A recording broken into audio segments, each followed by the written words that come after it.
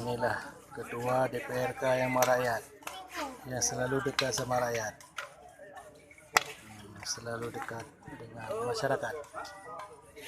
Semua kegiatan olahraga yang ada di Pulau Galara ataupun sekitarnya di wilayah Aceh Utara selalu diperhatikan. Selalu ada bantuan, baik material ataupun material. Ketua DPRK Aceh Utara yang merakyat, Putra Pulau Galara. Lagi pemanasan sama atlet bulu tangkis di turnamen Ngempung Galara Cup.